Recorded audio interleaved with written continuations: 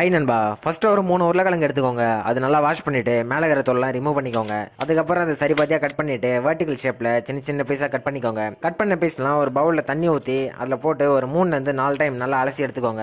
Next பார்த்தீங்கன்னாக்கா ஒரு தவா இல்லைனா கடாய் எடுத்துக்கோங்க. அதில் தண்ணி ஊற்றிட்டு கொஞ்சமாக உப்பு சேர்த்துக்கோங்க. தண்ணி நல்லா கொதிச்சுதான் கட் பண்ண உருளைக்கிழங்கு அதில் போட்டுட்டு ஒரு 30 செகண்டுக்கு நல்லா குக் பண்ணி எடுத்துக்கோங்க. குக் பண்ணதுக்கப்புறம் உருளைக்கிழங்கு நார்மல் வாட்டரில் கொஞ்சம் அலசி எடுத்துக்கோங்க. அதுக்கப்புறம் ஒரு காட்டன் துணி எடுத்து வேக வச்ச உருளைக்கிழங்குலாம் அதில் வச்சுட்டு மேலே ஈரம் இல்லாத அளவுக்கு லேசாக அழுத்தி எடுத்துக்கோங்க. அதுக்கப்புறம் அது ஒரு மிக்சிங் பவுலில் போட்டு அது கூட கார்ன்ஃப்ளவர் மாவு, மஞ்சள் தூள், மிளகுத்தூள், சில்லி பவுடர், கொஞ்சமாக உப்பு சேர்த்து எல்லாத்தையும் நல்லா மிக்ஸ் பண்ணிக்கோங்க. நெக்ஸ்ட் ஸ்டவ் ஆன் பண்ணி ஒரு பேன் எடுத்துக்கோங்க. பேனில் தேவையான அளவுக்கு எண்ணெய் ஊற்றி சூடானதுமே அடுப்பு மீடியம் ஃப்ளேம் வச்சுட்டு ஃபர்ஸ்ட் லைட்டாக ஃப்ரை பண்ணிக்கோங்க.